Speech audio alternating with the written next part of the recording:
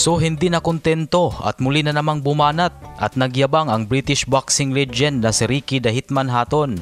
Sa ating pambansang kamao ang nag-iisang 8th Division World Champion sa mundo ng boxing na si Manny Pacquiao. Muling nagsalita si Hatton sa kanyang latest interview na kahit daw nagawa siyang talunin via second round knockout ni Pacquiao noon sa naging sagupaan nila ay hindi naman daw gaano ito nakakabilib. Kasi ang sabi nitong si Hatton na noong panahon daw na nagtapat sila ni Pacman ay hindi na siya kasing lakas tulad ng dati. Binigyang diin pa ni Hatton na kung maaalala daw noong naglaban sila ni Pacman ay medyo patapos na daw yung career niya. Sa katunayan nga umano ay magre-retiro na sana siya nung mga oras na yon. Pero aminin daw niyang napilitan lang daw siyang harapin si Pacman dahil napakalaki umano ang milyones na inalok sa kanya para kakasa siya sa nasabing laban. Ito daw ang dahilan kung bakit hindi siya umatras sa laban.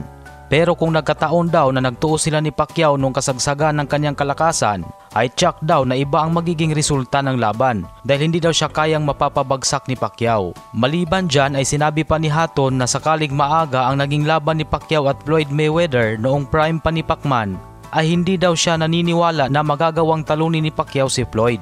Sinabi ni Hatton na kahit paulit-ulit ang rematch ni Pacman at Mayweather, ay paulit-ulit din matatalo ang ating pambansang kamao. Nasabi din daw niya sa kanyang sarili pagkatapos ng laban nung talunin siya ni Mayweather na sobrang galing daw pala talaga ni Mayweather.